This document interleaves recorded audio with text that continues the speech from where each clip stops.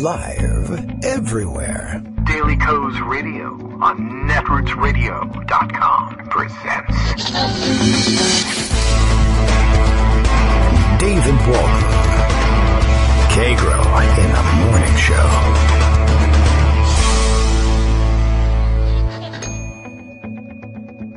Now, here's David Waldman. Hey, good morning, everybody. How you doing? It is Thursday, June 8th, 2017. It is 9 o'clock. The new way we keep time in this country, I guess it is 1 hour until the Comey hearing opens before the Senate Intelligence Committee. I don't know if you're excited, but I hope so, because I'm having difficulty, working up enthusiasm for it. And yet I know that the rest of the country is apparently parking themselves in front of televisions in major metropolitan areas. Of course, Greg Dworkin will be with us to remind us that there's some other things going on. A good thing, too, because I don't know about any other news. But as it turns out, I did see him circulating this morning a few op-eds and letters to the editor reminding us that there are sections of the country where they are very proud not to pay any attention to the news as Washington, D.C. sees it. That is to say, functioning of the Constitution, operations of government, policy, etc. Some very interesting letters to let us know that out here in the part of the country where we don't care about things like the ones you care about anyway. They care about things, and they did mention to us exactly what those things were. But out here in the country where we don't care about the things that you like, we actually care about different things. Those things won't run the country. They're important to us, but we think everybody should, I guess, I don't know what, drop everything and talk about the fact that we're all addicted to heroin, which we do, but there's this little thing called running the rest of the government that goes on as well.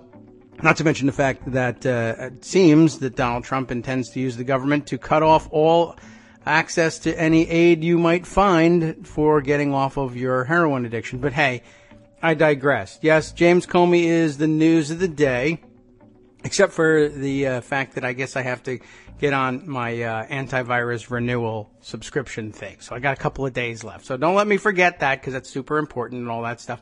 I'll try and take care of that. You know what? I should, Greg, come on the show and I'll just go renew my subscription and then have some breakfast, which is what Donald Trump is doing at the moment. The hearing begins at 10 o'clock, something of a rarity. Usually these things tend to kick off around 11 o'clock right after we get off the air, but I guess we'll have an opportunity to discuss some of it. Maybe at 10 o'clock we should just turn off the microphone and turn on the TV and we'll all watch together. And every once in a while I'll say, "Oh my God," and chime in. I think Donald Trump will probably end up live tweeting. His staff is doing everything they can to keep him occupied. They have once again leaked their plans to stand around and try and keep him away from a television, try to keep him busy for the day. But apparently he has decided he's going to huddle for the morning in a White House dining room. And as Albert Titus reminds us, once again, more eating for this guy. Just keep on going there, Donald. Just keep chowing down. He's a nervous eater, I guess, and that's a real problem for him. But he's going to hunker down in a White House dining room with his legal team and some of his closest advisors. And I am surprised, as you may have seen me tweet early this morning, that Entenmann's chocolate frosted donuts count as advisors these days. But everybody, to each his own, and to Trump, a portion of yours as well. To each his own, and I get twice as much as you. All right, well, no surprise there.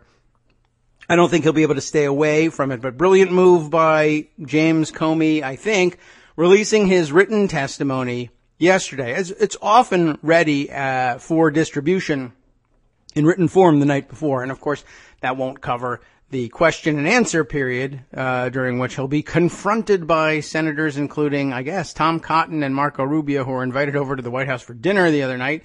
Just, reasons, whatever.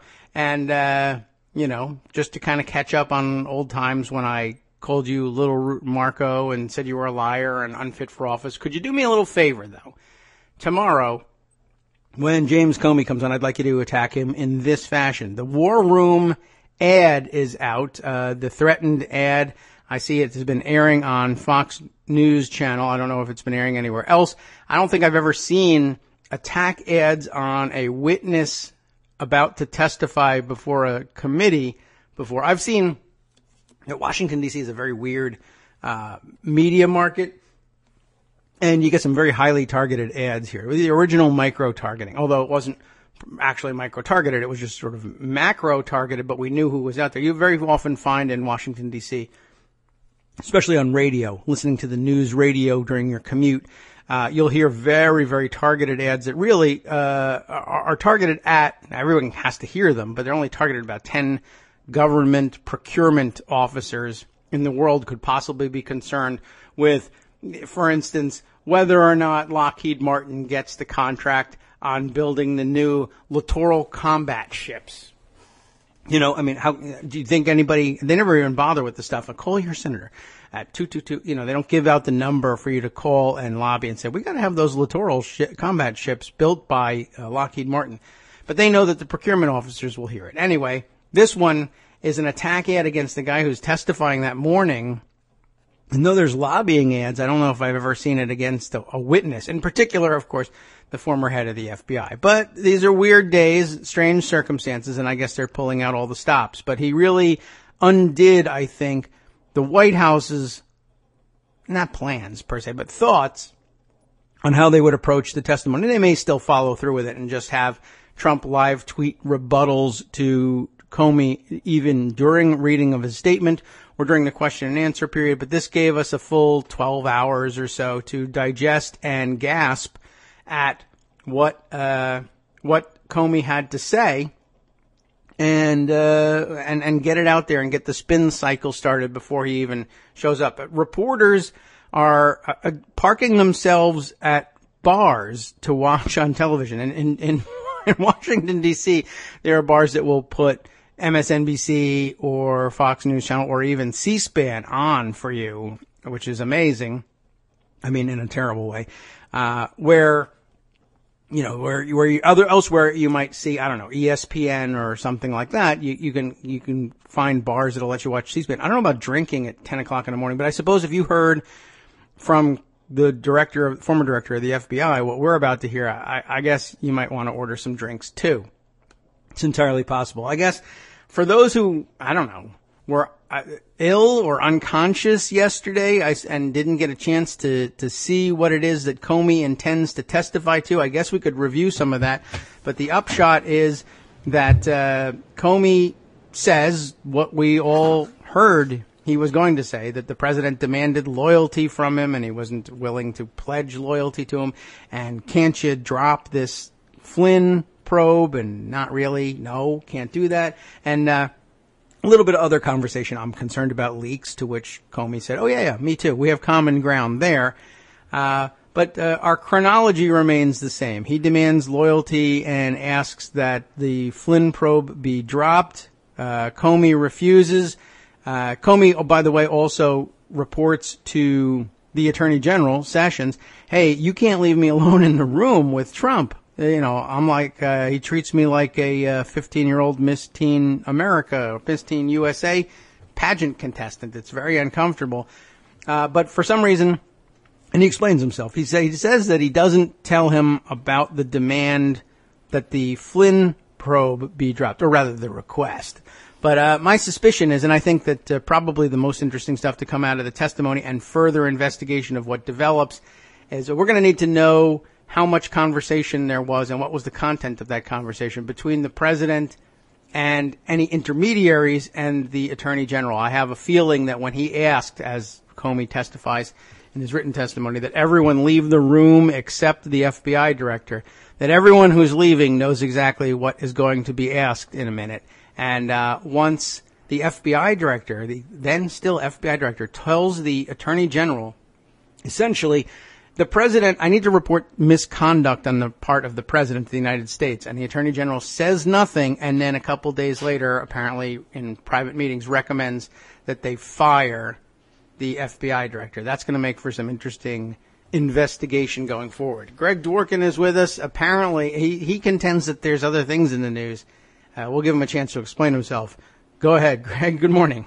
Hi. So my understanding is that Trump's staff is desperately trying to convince him this is Wednesday. They should just go straight to Friday. That you really don't have to watch TV and worry about the Comey thing tomorrow. And please stay away from your Twitter. Just don't even watch. It's Wednesday. You don't have to get too excited about it. No one can knock that off of his... You know, they do...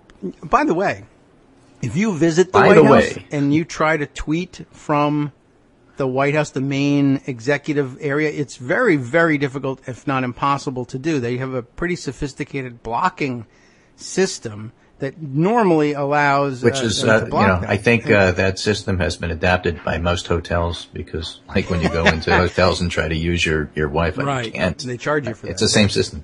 I think so, but it's actually pretty effective, and I can't believe Well, they so can't is make the it hotels. work in the residence. Mm. Yeah, and they should be. Maybe Trump can figure out a way to charge himself. He can monetize it. Yeah, right. Jared and Ivanka are already putting in a bid, to get the concession. It's actually, I just figured it out. He's probably using and billing the government. He's using the Trump DC hotel Wi-Fi. Probably. That's how he's getting the signal. All right. Yep. All right. So here's some non-Comey news to remember, just because we're probably not going to get to it. So much Comey stuff is going on. Oh, all right. Kansas raised taxes, essentially declaring that Sam Brownback's experiment was a complete failure. Mm-hmm. We true. have the Senate is stealth passing Obamacare repeal. Not too many people are talking about it, but that's what's going on. Is that up for today? Not for today, but there's all this discussion going on, and it's getting closer and closer to actually having something. And their plan is not to have any hearings, not to tell anybody about it, not let anybody look at it, and then pass it because you have to, because we have no choice. Okay. We have a United Kingdom election today. Today's Thursday. Didn't want people to forget. And the winner is, we'll let you know. Okay. Polls say it's going to be the Tories, but we don't really know the proportions or how or anything like that. And like with most polling situations, it's just really hard to know. Okay. It's always a crapshoot, but... Yep. Also, the Quinnipiac poll was out yesterday, has Trump at 34, which is a new low for them. Trump continues to be essentially a failed presidency and hasn't been able to win hearts and minds of anyone about anything. And what's going on today, of course, isn't going to help. So that's the background in terms of everything else. If you want I have a long and a short discussion about Comey. Let me give you the short one. All right. This is a very nice set of tweets here by, I believe, Jason Miller. Not really a set of tweets, just one tweet, where he points out that everybody has already determined a position. Comey says that Trump's guilty. Yes. Democrats say Trump's guilty. Trump says, I'm guilty. And Republicans say, we may never get to the bottom of this. That's really where we are. Mm-hmm. Of course, the presidency, unique position, and who gets to decide guilt, what it means, and what we're going to do about it. That's what we're going to talk about next, part. but that's the fascinating thing. But that's the short story. Oh, but he did it. So let me give you a tweet storm here from Matt Glassman. I'm going to follow with one from Seth Abramson, who is a lawyer. I've heard of those people. Matt Glassman says, look, here's some cold water DC cynic truth for you about the Comey hearings. Okay. In a tweet storm, no less. Oh, no. All right. There's no substantive reason to argue about things like the legal standards of obstruction of justice or similar minutia. All right. Okay? And that's because the whole thing is 99.9% a political issue. Yes, people could go to jail and there could be criminal charges, but as it relates to POTUS, it's almost entirely a political question. Did POTUS behave improperly, abuse his power, or attempt to manipulate the system to hide his or others' wrongdoings? The point of the Comey hearings is for Congress and the public to learn the facts to make a political judgment. And by the way, hold on before you get too upset because I have a counter argument from Seth Abramson, which also is very sensible. We got another one from Armando. Go on. Yeah, well, he can never even let me finish the sentence before he's in. But I hope he's going to be That's in not here true. because there's Okay. an awful lot of stuff to talk about Comey. So the point of the Comey hearings, thus, is for Congress and the public to learn the facts to make a political judgment. Any argument as to legal standards is merely an instrumental case for trying to move either public or congressional opinion. For the non-lawyers, there's some truth in that, which brings us to congressional opinion. I've had it with the liberals who are aghast that a majority party hasn't ripped out their own POTUS 140 days in. And just like tweets, which only have 140 characters, we are only 140 days in. Okay. I have not had it with them, but all right. Right? The congressional GOP isn't doing nothing. They have set up an investigation of their own POTUS during his first 100 days. They're making public statements of barely tepid support, not acting as surrogates, signaling disbelief, talking grim off the record. And they do. They're totally fatalistic about what's going to happen to them in 2018 and what's going to happen to them because they can't not support Trump, but they can't support Trump. And that's what they say off the record. And on the record as well, we don't have enough information and, you know, we're gonna have trouble getting to the bottom of this. And they are supporting an independent counsel investigation. This is so far from nothing that it makes my head spin. And yet, you shouldn't expect them to totally turn on Trump anytime soon. This isn't the West Wing TV show. No party is going to sink its own POTUS until doing so becomes less costly than keeping him. And doing so has very high costs for individual members, for the party brand, for the party agenda, all of which is sinking anyway. So they're going to have to make those tough decisions. But they are, you know, high cost items here. So what costs could outweigh that? Re-election. If Trump scandals begin to imperil even safe seats, look out below. Possibly a threatened agenda. If Trump scandals make any hope of policy advancement moot, you get some action. And maybe national security. If absent electoral policy cost, members learn POTUS was a true security threat, that could do it. But don't hold your breath until public opinion moves another 10 points against Trump. And actually at 34, it only needs to move another 4 points. Into Bush-Katrina territory, the electoral fate looks bad but murky. And proof of true policy drag takes a long time. And conspiracy theories aside, Trump foreign policy looks more terrible and sinister. It is pretty bad. But again, it's politics. The legal standard only matters to the degree it affects public opinion of congressional opinion. And that's probably because the background to that is whether or not you can actually sue a sitting president. Yes, that's true. I guess one of many caveats I would offer to all of this is how does public opinion get to the point where Republicans become concerned that their re-election and their policy agenda are threatened enough for them to move. And part of it is to do this in public. Yeah. So his next point is, by all means, make a legal case. But remember, you're really making a political case. Yes, which is what the liberals that he's had it with are doing. Yes. Okay. And any member from a district that approves of Trump 60% right now is thinking politically too. And honestly, unless crimes are truly treasonous or dangerous to national security, I don't want those members playing trustee. So my guess, POTUS mudders through to the 2018 election, no sweat, and then we have more signals. But I don't think the system is broken. Trump is testing the institution, and despite your impatience, institutions are winning. And that's really his point. The fact that all of this is set up and this is going on and you have these hearings and you have a special counsel, you have Mueller, and this is all 140 days in only, I think is definitely worth remembering. Well, yes, worth keeping in mind. Because we always want everything yesterday. We all do. Yes, many people do. And there's reasons. We would like him to be impeached before he blows up the world, you know. Yeah, that would be helpful. But, you know, except for that, we are impatient about things. Yes. But, and part of the insistence on the impatience is to keep the heat on and keep the boil going. Important to do, you know, and again, but again, it's interesting because if you look at how you do that, you try to win, get close, do better than expected, all of which is happening in special elections. Mm-hmm. The next special election coming up is June 20th, not too far away. And it's in Georgia 6. It's John Ossoff against Karen Handler. And Trump is not the focus of that election, nor was it the focus of the election in Montana.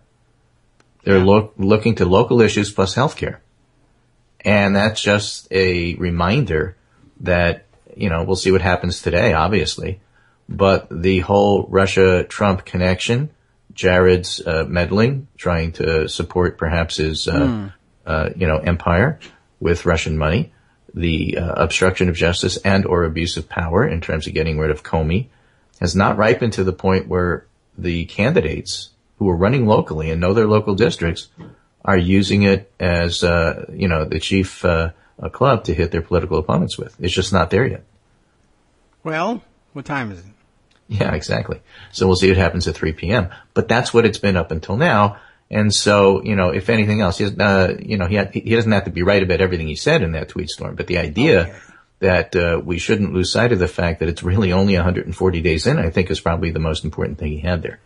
Yes, and I guess a lot of the impatience also comes from the fact that in world record time, literally, months before his election, months before his nomination, it was extraordinarily clear for a lot of For a people lot of us, yes. that Exactly. that this thing was A, going to get there, and B, that he was, from the get-go, not He was only unqualified and guaranteed to incompetent. do We knew this, something yes. like this was going to happen. We just didn't know when, and we didn't know it was going to be quite this fast. Yes. So for a significant portion of the population, mostly the liberals with whom he's had it, we're in 18 months of this. It's not 140 days. Well, this is a replay of the Iraq War thing.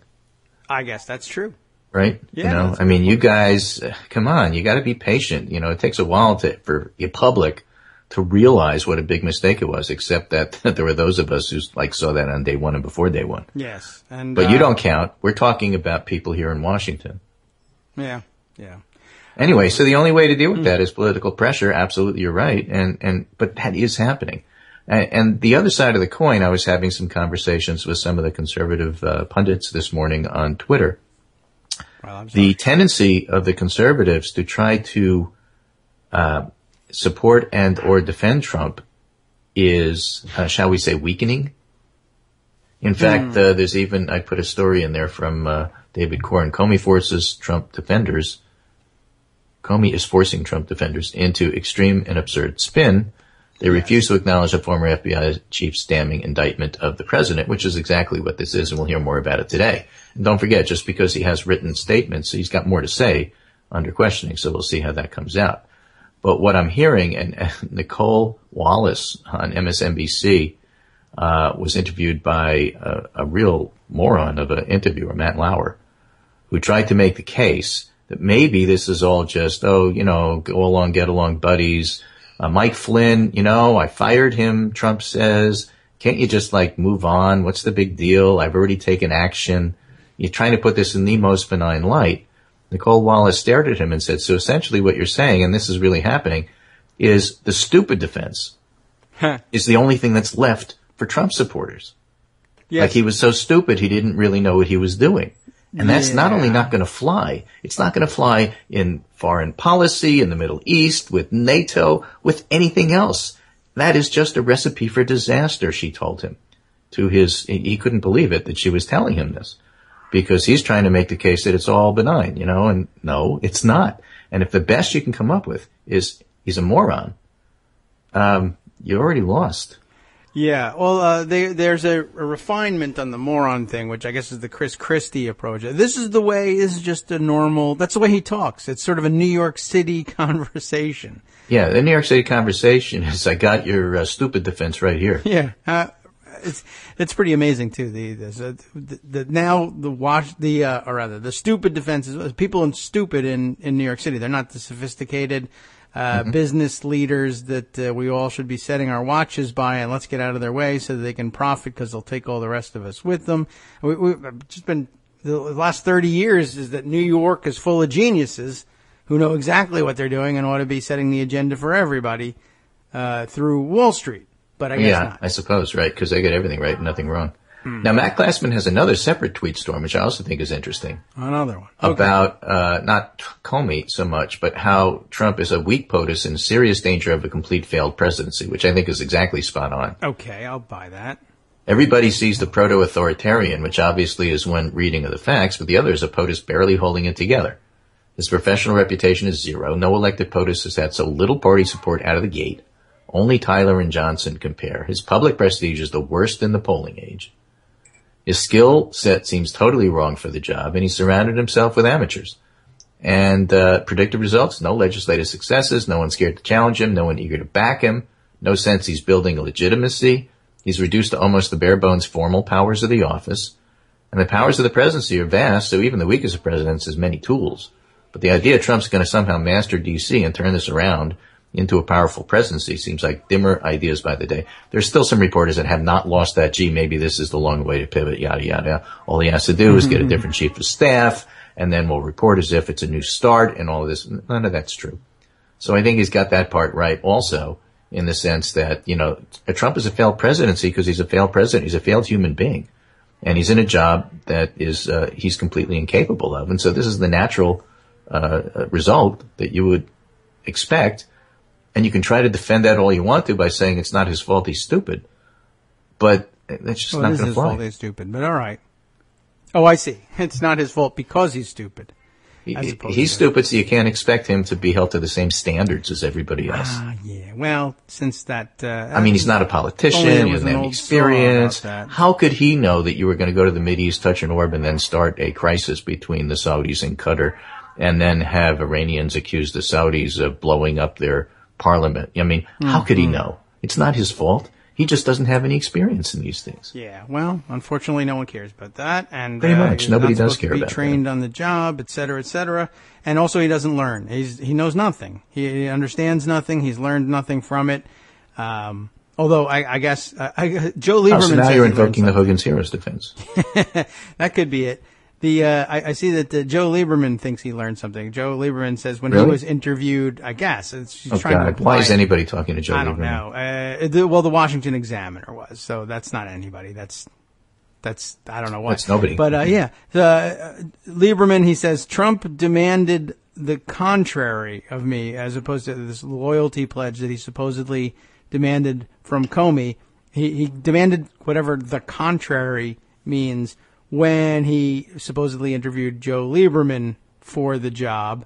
Of course, Joe Lieberman got the contrary of landing the job, so I don't know how much that tells us about anything.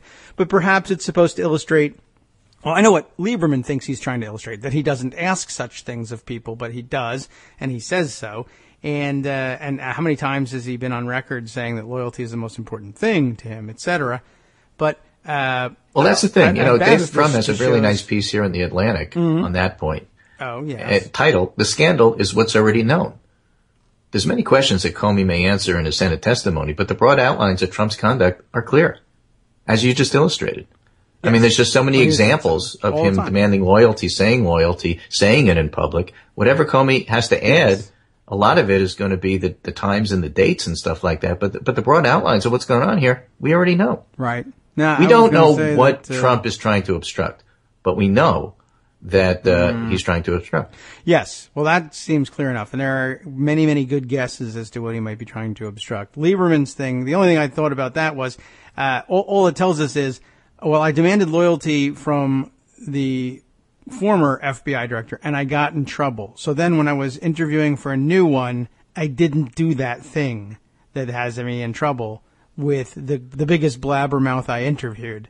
So there you go. If that's a learning curve, I guess it counts for something. Speaking about learning curve, before we get Armando on, I hope he can come on soon and talk to us about what's really happening. I think he's waiting for an engraved invitation or something. Yeah, please come on. But the thing is, and the other interesting part, if you read Comey's written testimony, a lot of this is really narrowed down to Flynn. Not so much whether or not Trump was trying to block all of Russian stuff. Yes. But specifically about Flynn. And why Flynn is such a central figure is still a bit of a mystery. But before Armando comes on, a little bit of a different, I'm never going to change my mind stuff. Okay.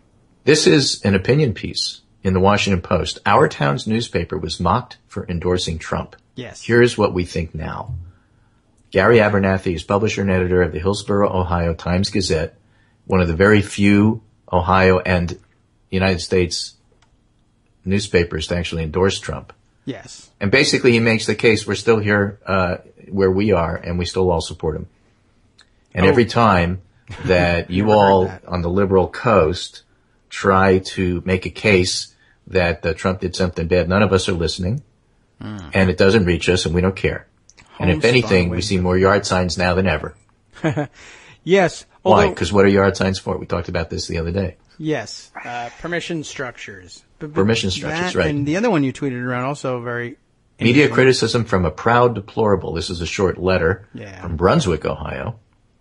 I wanted to provide you with an unsophisticated synopsis of the New York Times and media's quest for the implosion of Donald Trump's presidency from out here in the real world in deplorable country. You could certainly provide us with an unsophisticated view. Yes. Right, because if you're going to use deplorable, we already know where you're coming from. As you can imagine, or maybe you can't, as a proud deplorable, I have many associates, colleagues, and relatives who agree with me. Wow. Every time you and your brethren at other news organizations dream up a new scheme to get Mr. Trump, we out here in deplorable land increase our support for him. No, it's quite humorous that when the Times, the Post, and networks all bashed Mr. Trump, our support increases Regardless of what you dream up every day, we refuse to be sucked into your narrative, and even more humorously, there's anything you can do about it. Ha ha ha. And I love it that you are having the exact opposite effect on those of us you are trying to persuade to think otherwise. I mean, it's seriously an enjoyable part of my day knowing you are failing and badly. I haven't had this much fun watching the media stumble, bumble, and fumble in years. I wonder what'll happen on the day you wake up and realize how disconnected you become. This on the day that the Quinnipiac poll comes out and says that Trump is at 34 and losing independents and losing everybody who isn't a deplorable. And that's really the whole entire point. These guys don't matter. They have never mattered. They don't have enough political strength or voting strength to win anything. It's everybody else. And everybody else looks at it and says, you know what? You should have written this in crayon and sent it on a napkin because it's really otherwise not helpful. Yeah. See, Greg, that's the kind of attitude that cost us the election. You think? Well, no, I don't think that. Did you see? People say. Did you see the economic anxiety in this letter? I mean, it's just it's palpable. It just jumps right out at you. You got to reach out to them. How does the guy have a chance this is to all do this in context with the conservative support for Trump, right? I mean, what I'm talking about is the pundits trying to defend him. Either he's stupid, or what's really important is you libs with your snowflake tears hate what's going on. And that's it. They have nothing else. There's not much else to it. The countdown clock is going 27 minutes and 30 seconds to go. Okay. For what? The Super Bowl? Yeah, basically. The thing about the guy's letter, the second of the pieces that you read, one thing I want to point out is that well, the first one was the same. It was just nicer and longer. Yes, it was nicer and from a newspaper man and whatever, and very nice and buttoned down, etc. The second guy, I mean, he's a little alt-right in his approach of it. This is but really the first about one was the same thing. Off. Thank you very much for noting everything that's happened. It's not going to change our mind. We're not listening. Yes, and they come from a similar pencils perspective. In my ears. I'm humming. What I thought that the second one brought to the table was a great illustration of alt-right. I mean, the difference between right and alt-right, I think, was illustrated nicely there. That it's one thing. The guy from the newspaper says, well, we staked out an opinion, we had our reasons, and we continue to have those reasons, and so we haven't changed our mind. That's one thing. Right, like the Kentucky people we talked about yesterday who lost their insurance. Whereas we pick sides and we're sticking with it. Well, there's that, yes, and then there's also, well, I picked my side and I'm sticking with it. And really, even if that doesn't convince you, what really makes me not want to change my mind is I know it makes you mad. It's not. So the first guy at least says this is my opinion and I'm sticking with it. The other guy says this is my opinion and it may be embarrassing and wrong, but it doesn't matter as long as it makes you angry, which is a pretty clear signal that he's actually thinking, oh shit. And then you have all the variations of that. Like, look, Trump probably deserves to be impeached, but because it gets you guys all upset and hysterical, we're not going to do it. Right. Great for the country. Fantastic. And that I guess gets really to the point that our listener Thelonious08 makes. Please stop calling right-wing wackos conservatives. There's nothing conservative about that. And that's true. It's just sort of even in the newspaper article, the newspaper guy who wrote into the Washington Post, he says most of the conservatives here don't think Trump is a conservative. Yes, that's true. But we chose sides, and so screw you. Yeah, that's also a familiar fallback position for conservatives.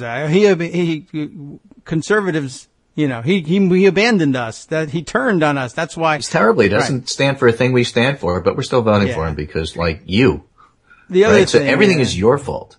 Right. I mean, there's a good phrase for that. It's anti-Trump. And it fits because, I mean, that's all they got left, really. Yeah, the ones who truly pretend to be and intelligent. And it's getting harder and harder to defend. Armando, while I'm on, because I can't stay that long, can you tell us what's really going on with the Comey hearings today and what we should expect? No, I'm not sure what he's. No, and then he gets off the air. I've been waiting all of this time, and then that's. But he's going to sit down. He's going to take the oath, and he'll read his 7-page statement. And then there'll be opening statements by the two chairs. So that'll be the first. That'll take us till 2:30. Right. Exactly. That's the whole thing. I mean, it really isn't going to start till 12. And I'm actually curious. There's a few points that actually a very astute diarist at Daily Kos pointed this out, and I think it's a great question. And Look to see if somebody asked this one. This you won't hear on CNN. On January 6th, and according to his letter or his statement, Comey said he met with Trump at Trump Tower to tell him about the dossier. And then he left and immediately wrote a memo in the car outside Trump Tower. Huh. What did Trump say that elicited that reaction from Comey? Yeah. Because even people who normally take notes, which he does, and write stuff down, which he does, they normally don't start it as soon as they get into the car. Well, let me give you the second part of that thought. Remember, this January 6th, he's president-elect. Yeah. Comey says he's never written, he's only been FBI director under 2 presidents. On the previous president, he met him twice in, 4 years or 3 years? Twice. And one was to say goodbye. So he met him once, really, substantively. One-on-one. How many, was he expecting to meet Trump a lot one-on-one on January 6th? I started, I'm writing a memo now. What did Trump say to elicit that? Now, we do know that at some point he talks about, I wasn't with Russian hookers. Yeah. You should investigate that or something like that. I don't have the exact words. We all had fun with it. Yeah, when does he say that you should investigate that? Right, because that's the dossier from Michael Steele, and, that's a pretty weird situation for anybody to be finding themselves talking about. Yes. It also means he was involved with Russian hookers. I actually agree. I think that means that story's true. I really do. Yeah, P-tape. I'm not joking. I mean, he's so sick. With Trump, whatever's true is the thing that bothers him the most. Yeah, that's probably a pretty good guide too. I spent about 2 seconds trying to think of what would be a funny or interesting or clever way of making that statement technically true, and then I realized he doesn't actually engage in that game. He just says, I'm going to deny it when he knows it's true. Well, the only reason that there might be some doubt about it is I don't think he accused Hillary of it. I mean, that's how you know that he really did something. Didn't he? Yeah, and again, the dumb defense that you guys were talking about. Was he dumb when he was saying how horrible it was that Loretta Lynch met with Bill Clinton? Yes, he was dumb at that point. I'm just saying that defense doesn't even hold because he look, and it was a bad thing. It really was. It was the appearance of impropriety with Lynch meeting with Clinton there. And frankly, I'm sure they didn't discuss anything because there was literally nothing to discuss. Nothing had been submitted to Loretta Lynch at the time. But it was bad optics, and optics means something sometimes in these things in terms of law enforcement and justice and things like that. That's you try to maintain confidence in the system, and yet he knew that was bad, and it was. He didn't know it was wrong for him to ask these things of Comey. He did know it was wrong. He asked these people to leave the room. But he did that after he won. That made it worse. In his mind, after you win, you can do anything. Well, then how come Obama and Lynch couldn't do it? She won. She was part of the winning team. Well, because it wasn't him. Right, because it wasn't him. So just stop there. No, but what he's saying is, I know it was wrong, but I get to do wrong things. Those are two different. Yeah, it's not that he didn't Hollywood. think it was wrong. Well, he thinks, yes, exactly. Access Hollywood is a perfect point to talk about. I'm a celebrity. I can just grab him by. Oh, we're on. And now so I can't say that word anymore. Right, and now that I'm president, I can, do whatever and break all norms and do things which are obviously inappropriate. No, not just because I'm president. It's because I'm Trump. Yeah, this is the authoritarian part of the equation. It's not because I'm president. Obama was president. Clinton was president. Well, if he weren't president, he wouldn't be in the room with Comey. Sure, but the point is he thinks it's okay because he's Trump, and that is pure authoritarianism. Yeah. That's the cult of personality that you have. He thought maybe he had to pull different levers or he had different levers available to him as president to make sure that other people came to the same conclusion, that even if it wasn't excusable because he's Trump, it would be functionally excusable for another reason. That's fine. The bottom line is, and there's the only part of it that Christie got right about New York discussion, is that Trump always does this. He's always done this. He's always skated. He's always tried to, finagle. He's always, talk about New York terms.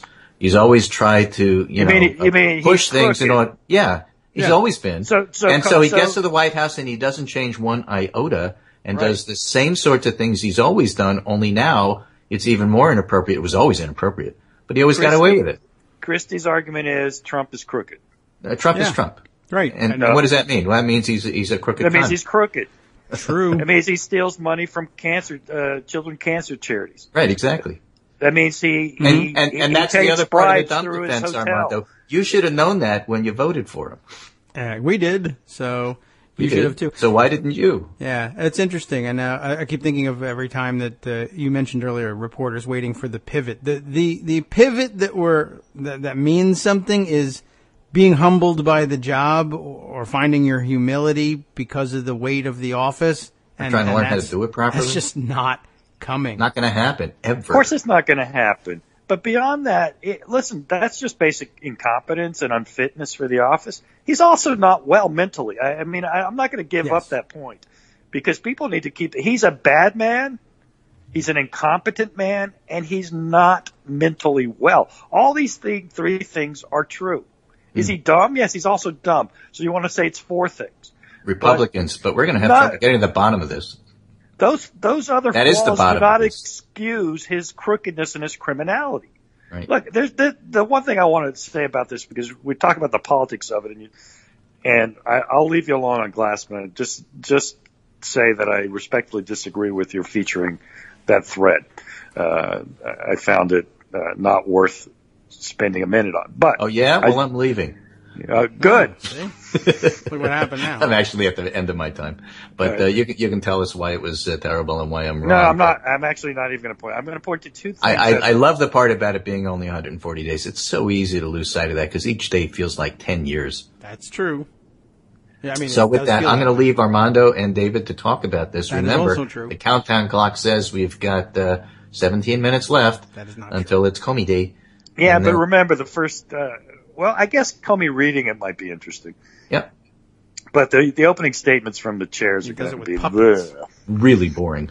Yeah. All right. And with that, I'll catch up to the show later because it'll be podcast and I get to listen to it. And that's part of the fun of the show. This is Greg Dworkin speaking with my dear friends, Armando Lorenz and David Waldman, whose show it is. Take care. And David will be back tomorrow and I'll be back Monday. All right. Very good. Thanks, Greg.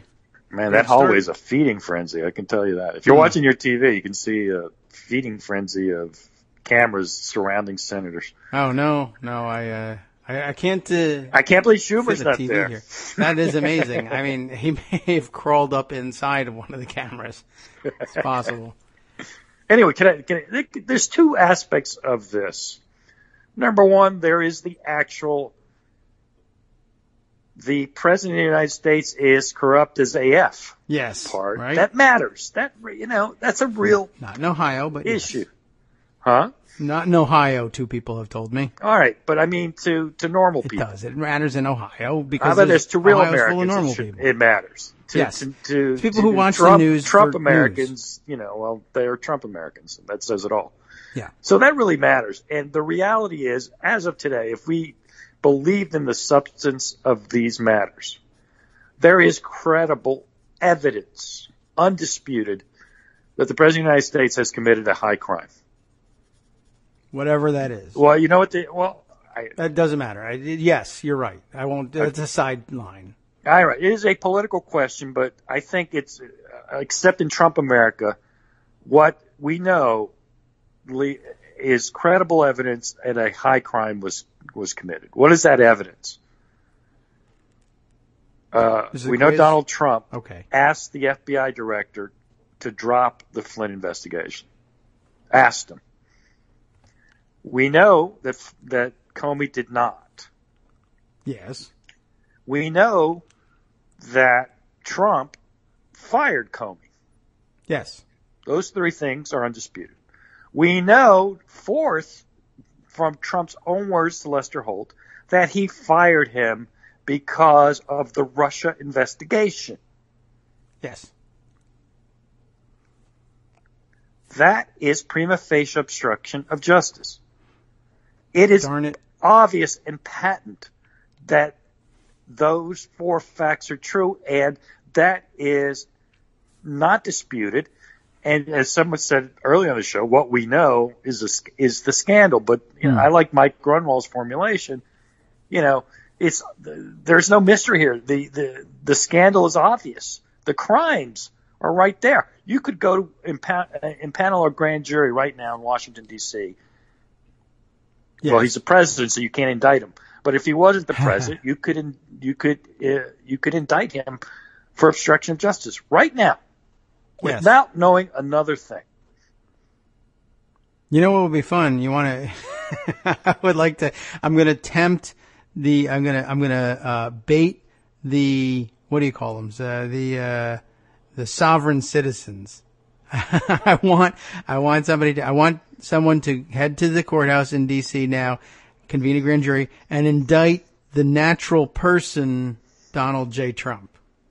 And just have the indictment waiting for him. At a minimum, an indictment waiting for him on his exit from the presidency. Whenever that may come. I mean, actually, I overstated something because I think it's an open question as to whether you can indict him. You clearly can't put him on trial. Is that question. Right. So I say we just go immediately to imprisoning him. That's the American way. You have to remove him before you can imprison him. I could enclose the White House in cement, just fill it right in the windows, and that's it. I know, but David, yes, there's nothing controversial about the 4 facts that I just laid out, correct? No, there's not. And you might as well add that the moment he came in personal contact with high Russian government officials, he told them, "Shoo, I fired Comey to get that Russia pressure off me. Don't you appreciate that? You're Russian." I held back on that particular fact because that's on reports. We don't know who would testify to that. I guess that's true. Although I guess I would note, how long has it been since we've known, and when was the president going to get around to saying, "I didn't say that"? Well, he denied having asked Comey to drop the Flynn investigation. He did deny that. But the reaction to the Comey testimony is that Comey's testimony actually vindicated him. So it's kind of weird. So yes, apparently the denial is no longer operative. Well, that makes for an interesting topic, at least briefly. The parsing that's going on. There's a lot of parsing going on all over the place this morning. That is, of course, Trump said a lot of things. He denied that he asked Flynn, or asked to see the Flynn investigation dropped. But he also says, Comey told me I wasn't under investigation. And in Comey's testimony, there is that concession that the president asked if he was under investigation, and I told him truthfully that he personally, at the moment, was not under direct investigation, but I didn't really want to get into discussing that because it could become false later on. He could come under investigation, and then I would have a duty to correct the record at some point. So it was a very touchy situation. And Trump took the portion where he says, I have previously said that he told me I wasn't under investigation. Now his testimony says that he says that I'm vindicated. It ignores every other bit of content of Comey's written testimony, including the part which says, it actually contradicts and indicts the president on the question of was he speaking truthfully when he denied that he ever asked Comey to drop the Flynn investigation. That's false, or it tends to falsify that. But yeah, that's not the part he says he's vindicated on, but that he's not going to parse it down to that. He's just going to say he's vindicated and hope the deplorables say vindicated. Therefore, forget this whole thing and all his testimony is a circus. Well, the weirdest thing is that it was creating a hurdle that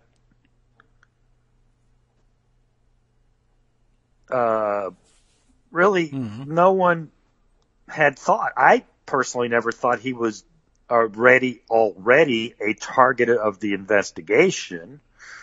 I mean, how could he be? At that point, it had just started, And it's not like they had gotten Michael Flynn to testify or had actually looked at documents, unless they had him on wiretap as he suspected, but of course they didn't. They weren't tapping him. So why would he be on a target of the investigation? The people who became targets were people who had tangibly done things wrong. When did Mike Flynn become a target? Probably when he lied on his FBI statement. When he lied to the FBI about his conversations with Kislyak. I don't know that he was a target per se. Was Mike Flynn under investigation before that? That's a good question. Probably not personally. They were investigating Russia's interference in the election. So it's, what if he had asked him, is Mike Flynn under investigation on January 6th? The answer would have probably been no, not personally. That would have surprised the hell out of Trump too. If somebody had given him a really good, comprehensive list of questions, he probably would have crossed that one off because he would have thought, no, that's a stupid question. Of course he's under investigation. But let's start with the whole premise. It might not have been. The question was, frankly, inappropriate for a president of the United States or a president-elect to make to Comey, but we're glossing that over because he's vindicated. But the point, at least to me, is, who cares if you were under investigation? That's not even what's at issue here right now. He's under investigation doesn't mean anything. I mean, I guess Hillary Clinton was under investigation at some point during the Benghazi, but maybe. So what? I don't know how was she when it started? No. Maybe at some point during the investigation she became a subject of it. That's just Trump's usual practice, I think, coming from the private business world and the real estate world, etc., where the question of whether you were personally under investigation was relevant because it would, say, prevent lenders from lending to you or prevent people from entering into deals with you unless you could establish that at least you're not personally a target of this. And I think that's just leftover habit. He doesn't really realize that he's bigger than Donald J. Trump right now. He's the executive branch. He's the president of the United States, and that dirt rubs off on you. And in the context of investigation that's ongoing, the Trump campaign and its possible collusion with Russians in the election interference was under investigation. Yes. James Comey testified to that in open hearing before the Congress. One of the other things that I'm not personally under investigation, but my whole campaign is. Whoop-de-doo, good for you. You're vindicated. It's interesting because that may be the first time, and I'm sure there were others. It's the first one I'm aware of, and there are probably others because of the way he operates. But ordinarily, otherwise, outside of the context of am I under investigation? I mean, really, how many times has Donald Trump in other contexts conflated Donald J. Trump, natural person, and Donald J. Trump Incorporated, essentially, the Trump Organization, the Trump Foundation? He always is constantly confusing and blurring the lines when it comes to benefiting himself. But when it comes to the Trump Organization is under investigation, the Trump campaign is under investigation, the Trump Foundation is under investigation. Yeah, but I personally am not. No, you're not. But as the chief executive officer of all three, you're the guy I'm looking to put in jail for those three investigations. I never filed for bankruptcy. Right. Yeah. Yeah, there he remembers that, and that's why I'm David Waldman LLC on Twitter. You will never file for bankruptcy, right? And you are not under investigation. I didn't David say Waldman that. LLC, you can't speak for. I was wrong on Twitter. No, I wasn't. David Waldman LLC was, and I absolve myself of all the comments made by the corporation. Yep. So, that's essentially what it is. So now he realizes, there's a big difference, and he remembers the reason why he's organized so many levels of corporate nonsense and shell companies and everything. That he's used to doing. He's used to trying to skate away from trouble and controversy by saying, what's really under investigation here is the various entities that I've incorporated around myself. I gotta interrupt you. Little Marco with his glasses is the funniest looking thing. Oh? Is he, They had a picture of him with his glasses, writing, looking very studious. It was like he was 10. Okay. Sorry, go ahead. That's finish. okay. But yeah, I think now, where when it comes to controlling the use of money, he pretends he doesn't see any distinctions. When it comes to skating away from trouble, he's insistent on the difference between being under investigation himself and having everything he's done come under investigation. My national security advisor is a Russian spy. My campaign manager was a Russian spy. One of my foreign policy advisors was a Russian spy. Mm-hmm. But I'm vindicated. Right. Come on. Well, that's what he's leaning on. I do want to say one thing, though, yeah, about him personally being implicated. Now, people will say, well, he was tight with Flynn. That's why he was asking the whole Matt Lauer defense there. People have said that. Trump doesn't care about anybody but himself. Yeah, not like he even said, listen, if you have to get a few satellites associates, you've got to get Carter Page and hell, Roger Stone. I understand that, but can you say I'm okay? Oh, by the way, make sure you say Flynn's okay. Why does he have to say Flynn's okay? That is a weird question. No, I don't think it's that weird at all. I think to me, it leads me to believe that it's worth exploring and investigating whether Flynn was telling him what was going on with the Russians. Mm-hmm. That's true. So if you drop the investigation against Mike Flynn, then Mike Flynn doesn't have to flip on you to save his own skin, and that means you're okay. Yeah, most likely. It makes it much more likely that Trump has had a conversation or two with Mike Flynn about the Russians. That includes the phrase, okay, but if I go down, you're coming down with me. And Trump says, I understand, and I've heard that before. We're just going to make sure you don't go down. More context, David. Yeah. Donald Trump said, Mike Flynn shouldn't testify without immunity. People forget that, right? Yeah, I'm not making that up. That happened. Of course, the immunity doesn't extend to lying about it, but nonetheless, Trump. I mean, if he's given immunity, he can lie on Trump's behalf, and unless Trump sells him out, he's going to be fine.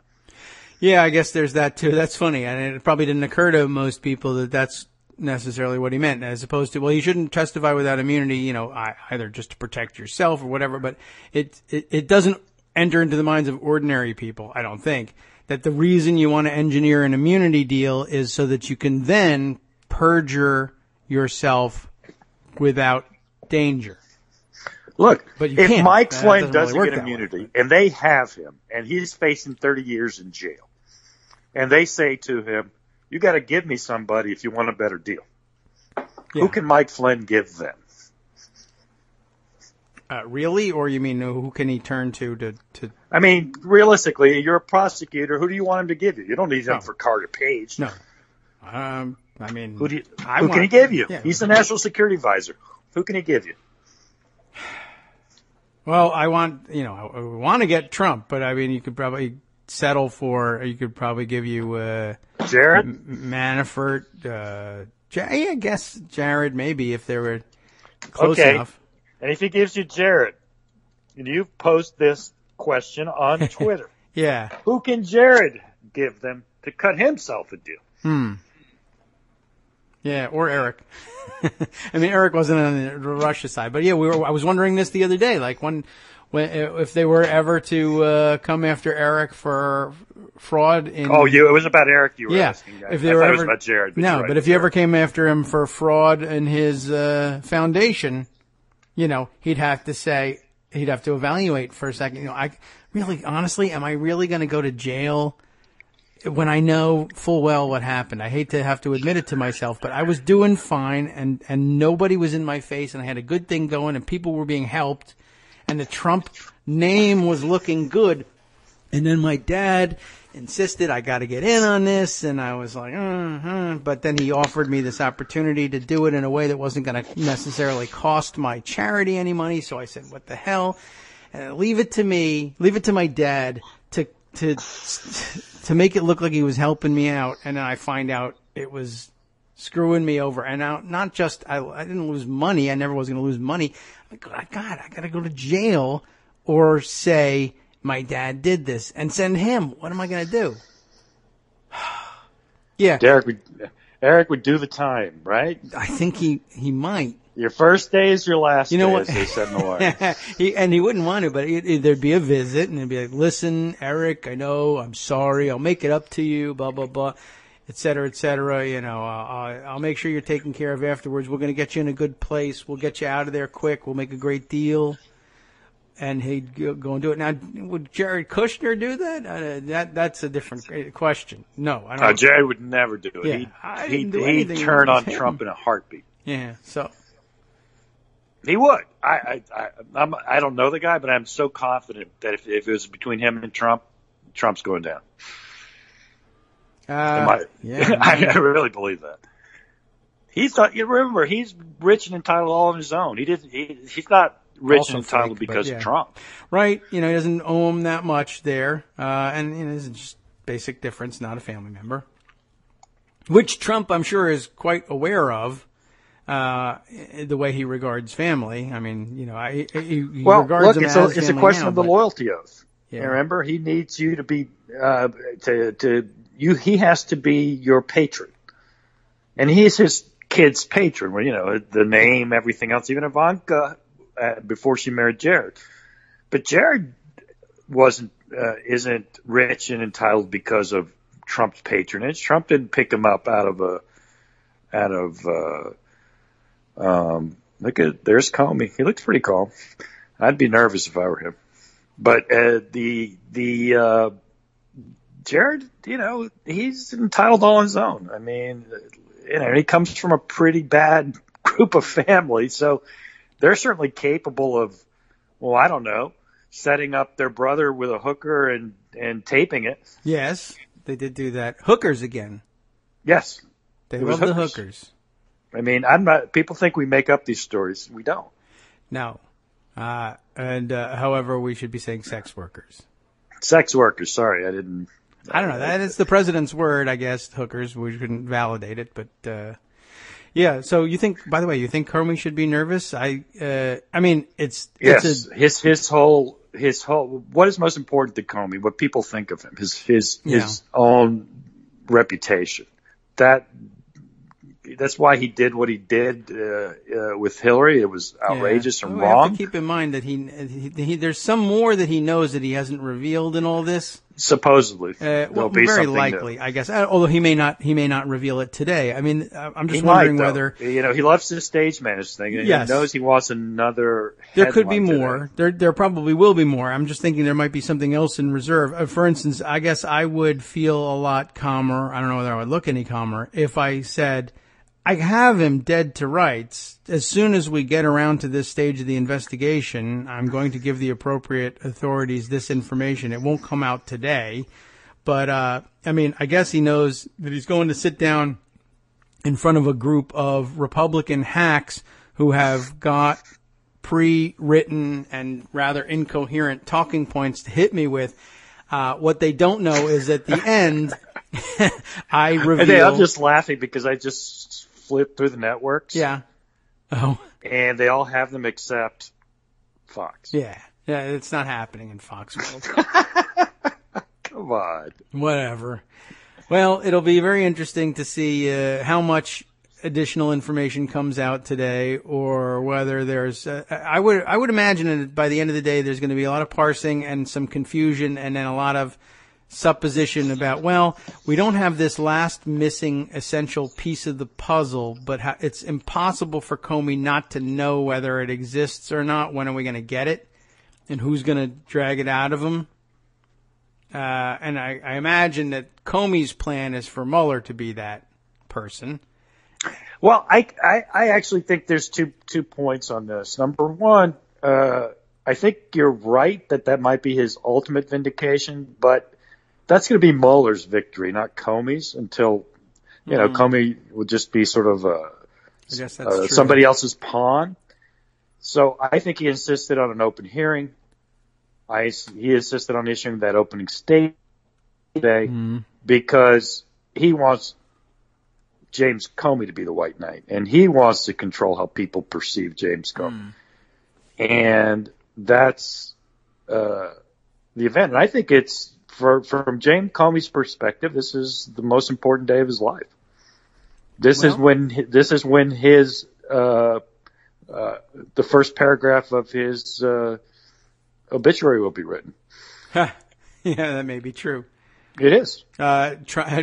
You know what? Trump was just screaming that in his breakfast war room. I meant that when he dies, right, this will be the first paragraph. James Comey, whose riveting testimony brought down the Trump presidency. Yes.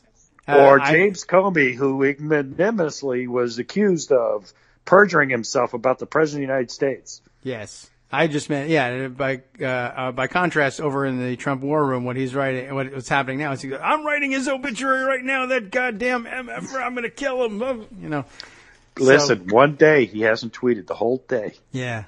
I don't know whether he has his phone on him or not. We'll see, I guess, when it begins, and it probably won't be, like you mentioned, in the first 2 hours. It's too boring to draw Trump out, and then his aides will the best hope they've got is that Trump turns the thing on and is bored to tears and gets distracted during the first 2 hours when nothing new is happening. And then by the time new stuff is happening, they can convince him it's over. Are you kidding? It's not going on anymore. It's like 2:00. That started at 10:00. It's over. Nothing happened. Don't worry about it, Mr. President. All right, great. Let's go, let's go golfing. Now, I want to make one other point about this Comey appearance.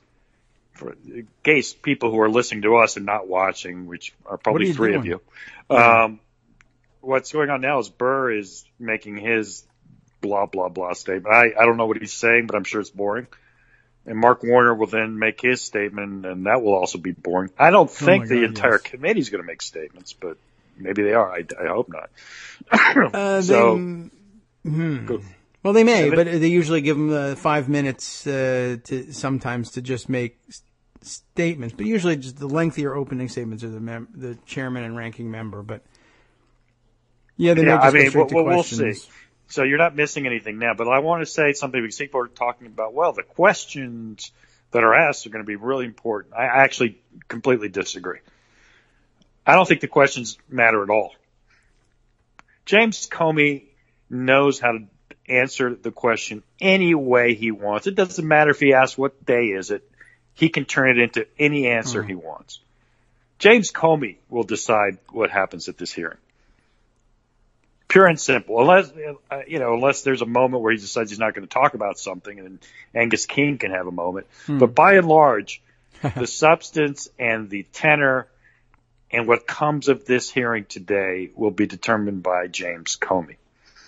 He won't be bulldozed or buffaloed. These senators aren't his match. He's better at this than they are. We know this because we've seen him. Yes. And most experienced, most experienced witnesses, before Congress know exactly how to do that. And lots of people who have media training, if they're good at it, here are the things that you want to say. It doesn't make a difference. You will have noticed this on the Sunday shows. It doesn't make a difference what the question is. This is the answer you want to give, even if it doesn't make any sense at all. And you'll see that most clearly illustrated on the Sunday shows. But it does happen in the hearing settings as well. You're going to see it today, I think, on steroids, because I do think that there are some very able senators here, but just the context of it is such that Comey will be running this show today. Yeah. All right. Well, I'm okay with that. Yeah. I mean, listen, we're at his mercy. If he wants to exonerate Trump today, he can't. That's true. I can't imagine why he would want to. Yeah, but I mean, I guess don't forget that. That would be something. That really would be annoying. That would be quite the shocker. Yeah. And I wouldn't expect it. And everyone would say, we hate him again. Yeah. Don't forget who he is. He's not going to offer an opinion on whether he thinks it's obstruction of justice, which I think is ironic considering he decided to opine on what he thought of Hillary Clinton on the Benghazi thing when he was FBI director. But right now he doesn't have any restrictions on giving his opinion, and he won't. Watch. Yes. Well, generally I don't like to, and I felt forced to in that situation because of the fake email saying that there was collusion, which I now tell you I knew was fake, but I didn't want, and just like we found out in his testimony yesterday, he's always calculating, will I have to revise my statement later? And, sometimes you'll have to. What's the difference? So what? It's a tough job. Just get it right now for the moment. Don't tell people they're not under investigation if the right answer really is, eventually you could become the target of an investigation. So I'll tell you that. That's too bad. But, I can't stop it. But if you want me to say you're not one, period, can't do that. So, but I don't know. Some reason he thought it would be very embarrassing to have to revise his statement to the president, which is also weird. That was nonsense. And Sheldon Whitehouse is right. When he testified to Congress in early August or July, whatever the heck it was, what he said was true. The investigation's closed. He didn't have to correct testimony. The testimony was true when he stated it. Uh-huh. Are there new circumstances? Well, also, did you promise that you'd let them know? Well, you didn't have to let them know that day, did you? Right. I mean, you could have let them know the day after the election. Right. Otherwise, every hearing, or every regular oversight hearing, now you have to say, all right, I'm going to read you the phone book. And to save time, assume that I'm asking with each name, is this person currently under investigation? And I just got to go through everybody in the world. And now another round of, could they become the target of investigation later? I really don't know that. Yeah, you don't. So just tell us what the status of the investigation is right now. That's all he could do. He couldn't read the future. Yeah. So, I mean, the reality is it was, and in some ways you wonder who knew what, when I guess it was Chaffetz who said, well, keep me apprised if there's any changes. Why would you expect there to be a change? Unless you knew something. Yeah. I don't know. Because remember, one thing that I've always not let go, and one of the reasons Comey did this was the New York FBI office was absolutely Trump land. Yes. And Comey did what he did in many respects because he was afraid they were going to backlash against him. And that's improper too. But that today shouldn't be about Comey and how he behaved. I saw some of the morning shows, particularly Chris Cuomo was like, why didn't Comey go and denounce this to somebody? Whether he did or didn't, we can argue about that. But okay, you know what? On another day, when Comey's running for president, let's bring that up. But right now, the focus should be on what the president of the United States did. Comey's not FBI director anymore. So, I don't think we need to oversight how he did because he's out. Yeah. So I don't know. I mean, listen, there's other stories, and I don't know. Greg touched them. One of the weird things today is that the House is voting on Dodd-Frank. Yes, that is a weird thing.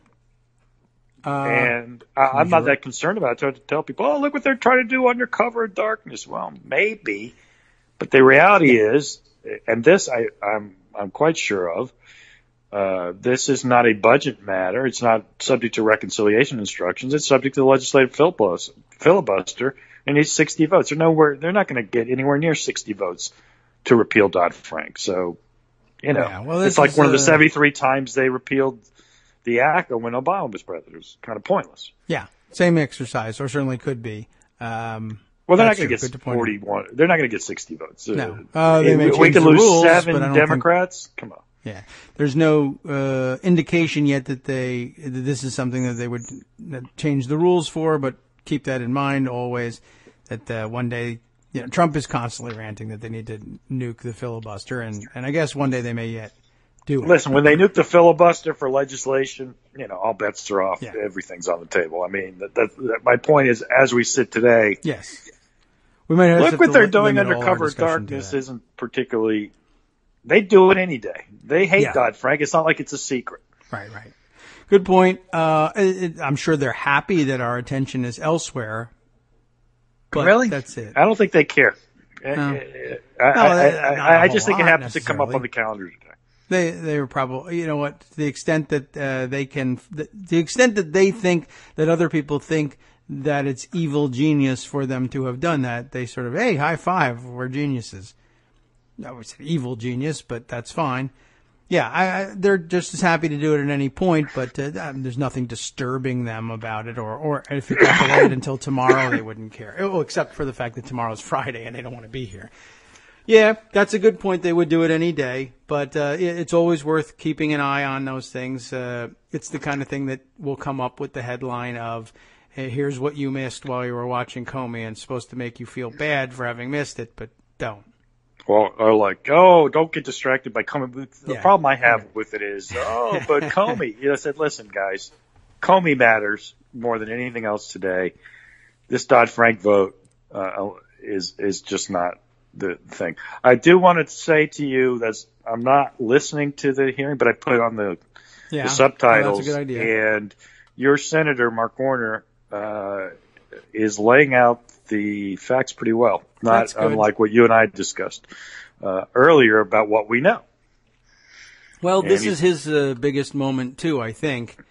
Oh, yes. So good luck to him. I know that he made headlines a day or two ago saying that the reports we were getting of, I can't remember exactly specifically what it was, but somewhere in here is the story. But I guess when we were learning the shocking facts, of the NSA's leaked report, thanks to Reality Winner, I think, allegedly, that there was much more to the story than what was being released publicly. So he's clearly interested in getting a story laid out as well, and he'll be looking for ways, or will have been looking for the past couple of days, for ways to hint at those things without violating whatever restrictions there may be on him for revealing classified information, and darkly hinting. He's doing the Sheldon Whitehouse thing for the day, I think. Okay, he's taking the oath. He is a tall guy. He stood up and hit his head on the chandelier. He's 6'8". Right. Okay. So let us know if anything weird. He's bursting into flames. He promised to tell the truth, the whole truth, and nothing but the truth. Wow. So help him God. Well, there's your update. Help him God. Let's do it. Help him God. God's his co-pilot today. All right. Let's see. Other things that made the Pocket Roundup, we might as well let everyone know. For one thing, just a DC-centric story. I'm reminded, for some reason it takes our Canadian friend, Canuck pundit, Brian, to remind me here that, as people were lining up and reporters lining up, there's no way you're getting into the hearing in there. It's jammed. The line goes out the door and down the hallway. Even though I mentioned that there were bars, restaurants, pubs opening up and putting C-SPAN on, or the major networks, I guess this day we'll be covering it, and who would be going to the bars. He reminds me that some of the bars in D.C. are offering free rounds of drinks for every Trump live tweet during the hearings. If he starts live tweeting it, they're going to give out drinks. So that's a pretty good reason just to be at the bar all by yourself. I'll give you a quick update. He dispensed rereading his opening statement and is making a statement about the independence of the FBI. Excellent. I thought he might forego reading it since he figures, and everybody at the hearing knows that everyone who cares has read it already. So, although if we were hoping for a dramatic reading or maybe William Shatner doing it, that's not going to happen. But that means they can get to questions at least either faster or with some new information on hand, perhaps, or at least a new context, this integrity of the FBI nonsense that he's going to put out. Okay. Yeah.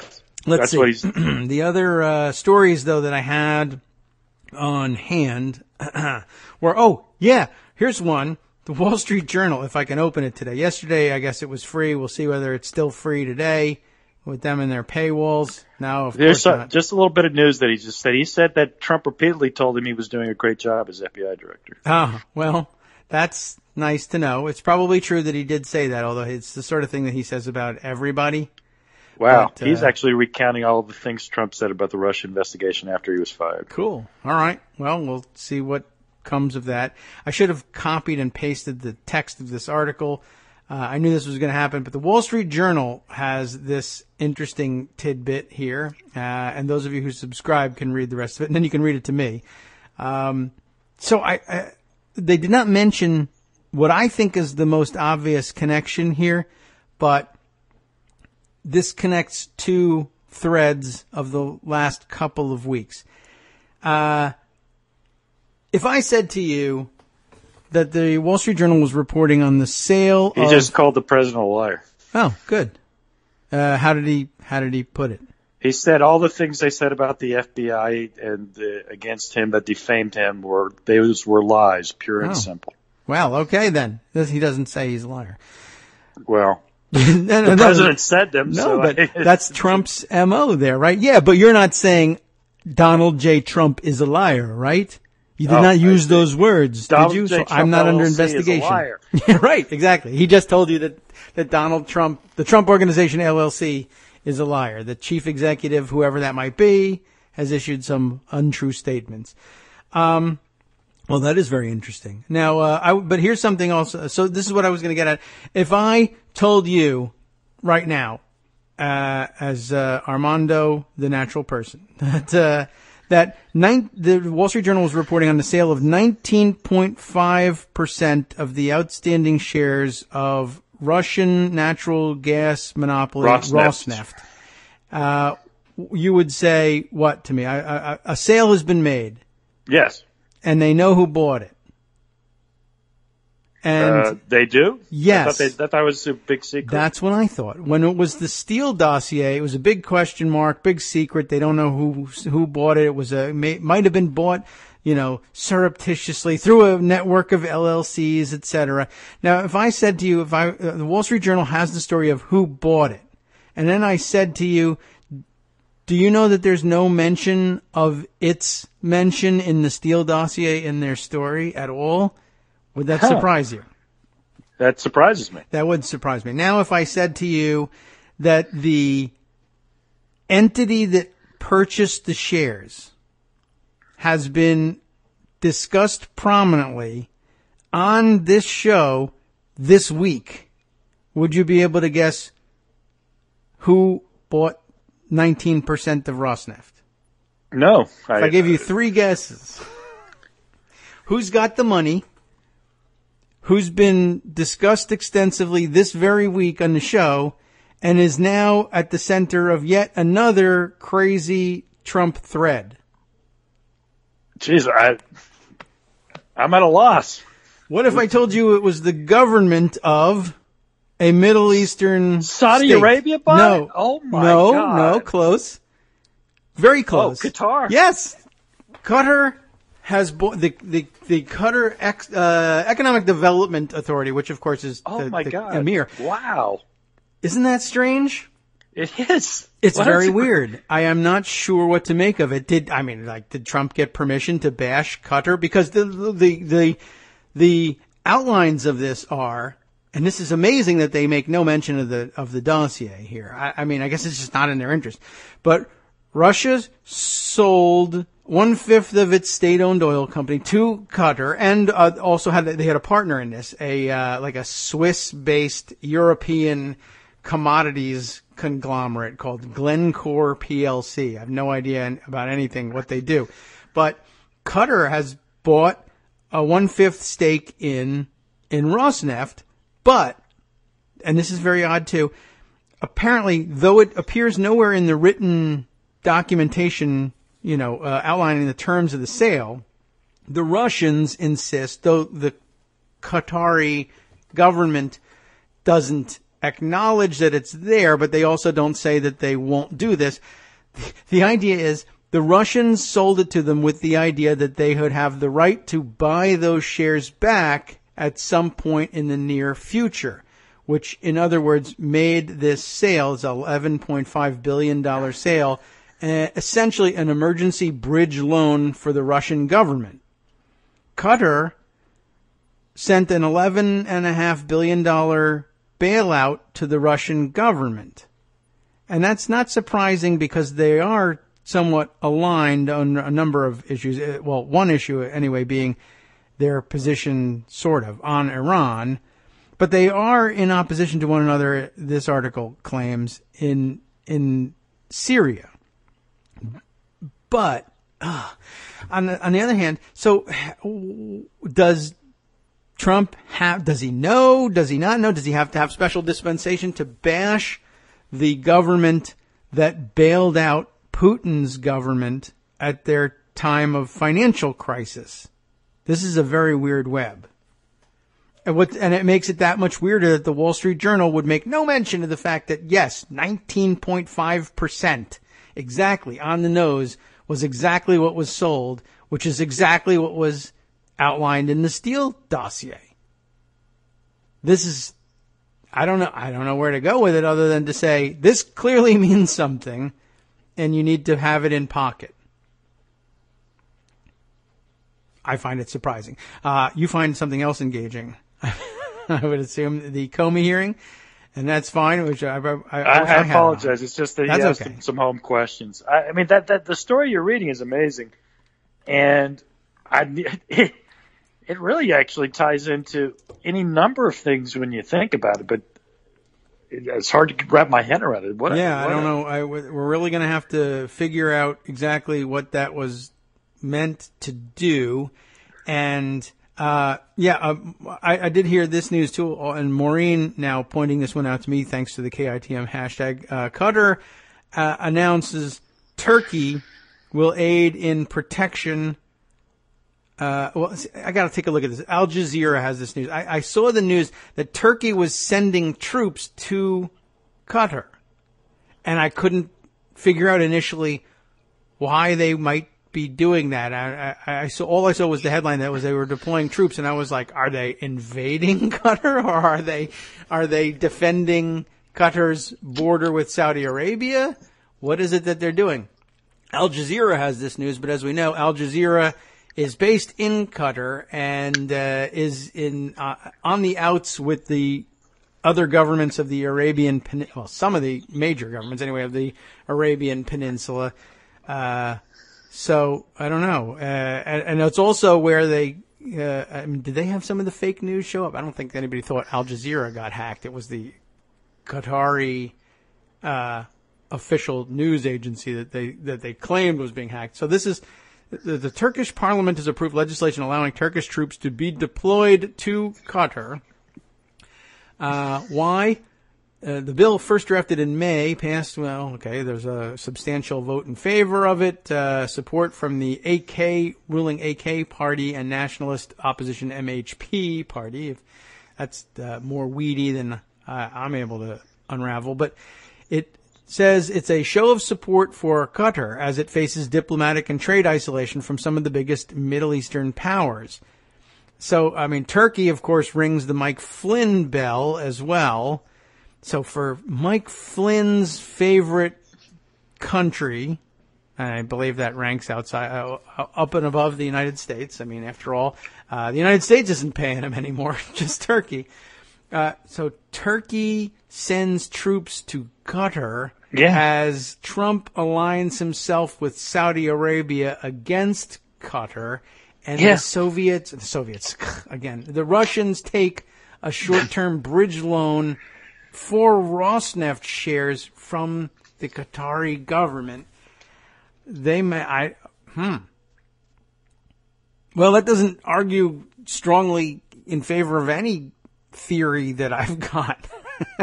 I'm just going to say it doesn't fit the narrative and what, or I'm going to watch it and see how it clears itself up, because I can't believe that nobody's talking to one another about these things.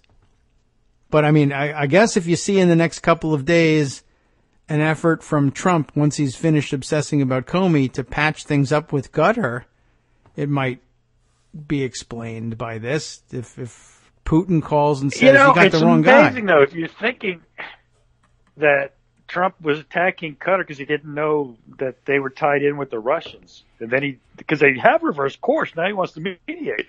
Yeah.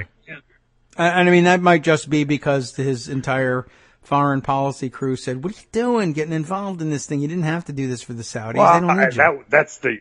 That seemed the logical thing to say. Yeah. But what if who knows anymore? Yeah. What if it's, no, don't you get off I want you off Qatar's back. They gave me $11 billion, Trump.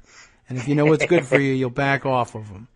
It could be. You don't need this Dave, problem. I've got to sign off. Yeah, go watch the Comey, hearings. I actually have to go do something else. I'm going to miss the rest of Comey. Oh, my. All right.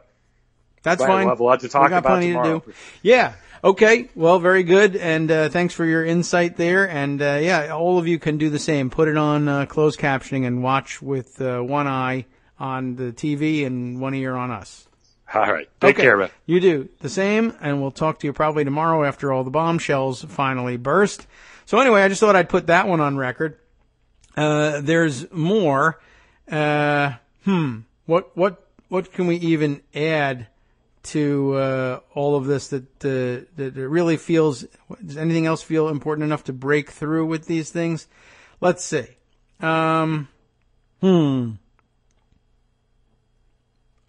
Well, let's see. There's more on Donald Trump escalating the Qatar crisis, but that's a couple of days old now, and maybe I should really update this. This is from the 6th, when he was still attacking Qatar on Twitter. He was using Qatar, using Twitter to undermine Qatar. I don't know. It makes things, it's something you can't say 10 times fast. I know that.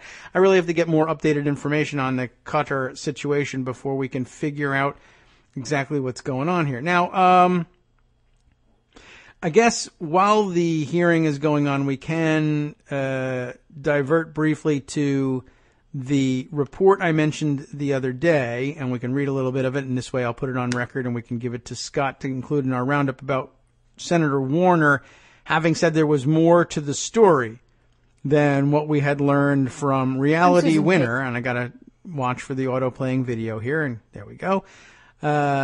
Let's just give you the quick USA Today summary. They reported 2 days ago. The top Democrat on the Senate Intelligence Committee told USA Today on Tuesday, Stephen older than that, that Russian attacks on election systems were broader and targeted more states than those detailed in an explosive intelligence report leaked to the website The Intercept. That's the basics of it. You might likely have taken a look at what the additional allegations are. He says, I don't believe they got into changing actual voting outcomes. We won't say they didn't. He just says, I don't believe at this point that they did. And I'm holding the door open for that, as crazy as that is. And it was something we dismissed out of hand because it's just, it's too insane to contemplate if you don't have, clear evidence that there's just no other conclusion that can be drawn. And we may yet get there because nothing's out of bounds to these guys. But he says he doesn't currently, anyway, believe they got into changing actual voting outcomes. But the extent of the attacks is much broader than has been reported so far. He said he was pushing intelligence agencies to declassify the names and numbers of states hit to help put electoral systems on notice before midterm voting in 2018. None of these actions from the Russians stopped on Election Day, he warned. The National Security Agency report said Russian military intelligence executed a cyber attack on at least one U.S. supplier of voting software and sent deceptive emails to more than 100 local election officials in the days leading up to the election last November, a sign that Moscow's hacking may have penetrated further into voting systems than previously known. This was sort of how we outlined the other day, that you hack one of the electronic voting machine vendors, get their client list, then email their clients with something that's supposed to trick them into opening up a file that you include in the email, and that implants malware that makes it possible for you now to penetrate their entire computer systems, which would eventually, presumably, be the repository for the final tallies for their jurisdictions, which may or may not, it might not necessarily be something you can get away with hacking, because there's a pretty good chance that elsewhere they have a vote total, and if it turns out that they don't match, with the vote totals they have elsewhere, or when they double check it, things aren't adding up, or they don't remember the numbers. I guess. I mean, I suppose it's entirely possible. I don't know how these places structure their computer systems, but even though you don't, it may not be possible to hack individual machines. I mean, that would be the place you would want to in fantasy world if you were able to do whatever you wanted, just pull magic as a hacker. The way you'd want to do it, the one that would be least detectable based on changing the numbers would be if you made it such that each individual electronic voting machine spat out predetermined bad results. And then there would be really no way of knowing, for as long as the number of votes, total votes cast in your vote total that you're spitting out matches the audit numbers that the election workers have, or how many people voted on that machine. You'd have real problems right away, of course, if you said Trump won 1,000 to 1 on this machine, but the local voting authorities said, we only allowed 250 people to vote on this machine. Where did the other 750 votes come from? That would be a mystery. But so long as, if 1,000 people were observed to have voted on that machine and the total number of votes cast adds up to 1,000 or thereabouts, I guess remember that there's still such a thing as undervote on electronic voting machines. People could decline to vote for president. So though I sent 1,000 people to the machine, only 980 votes were cast for president. And there might have been more undervoting in this election than ever before. I don't know if we ever really got a definitive answer on that one. Anyway, at least at that point, no one would know what the initial breakdown of the voting was, so that if you handed out a ticket that said 750 votes for Trump and 250 votes for Clinton, when there were in fact 500 votes for each, as obvious and as brazen as that would be, you wouldn't have any way of knowing initially at that point that it wasn't 75-25 Trump. I'm surprised it doesn't match what the polling said we were expecting in this area, but look, polling's not always accurate, whatever. So there's every reason to believe that that was the actual vote. Whereas if you hack it later, if, for instance, you were to hack into the centralized computer where people were calling in their results to, so this precinct says, we got our answers, we have one voting machine here, and it was 750 votes for Trump and 250 votes for Clinton, and they enter that into the computer, but you've broken into that computer, and you later change the results from that municipality or even just that precinct and change it to, 900 votes for Trump and 100 votes for Clinton. There's at least some likelihood that somewhere along the line someone would say, that's weird. I thought I remembered very clearly that it was 75-25 there, not 90-10. I think I would have noticed that. But there's also the chance that since they're looking at hundreds and thousands of precincts at the state level or whatever you've broken into, that never comes up. But you expose yourself to more opportunities for detection, I suppose, by simply breaking into the computer systems of the election administrator and doing it there. I don't know. Anyway, it's still far-fetched. And Warner still doesn't say it happened, but he doesn't say I can prove that it didn't. So there is that. The Justice Department on Monday announced that Reality Lee Winner, a 25-year-old employee of a federal contractor with a top-secret security clearance, had been charged with leaking classified information to an online media outlet. On Monday, The Intercept published the NSA document detailing the Russian involvement. Court documents outlining the charge against Winner did not specifically cite the NSA report that had been posted on the website. Warner does say whoever's the leaker should be pursued to the full extent of the law. The two-term senator and former Virginia governor, who they note for us is 62 years old for whatever reason, said most of the states involved now are aware that they had been targeted by Russian cyber attacks. Some folks say the states are victims, so they have to agree to release that information. He said, I really want to press the case. This is not an attempt to embarrass any state.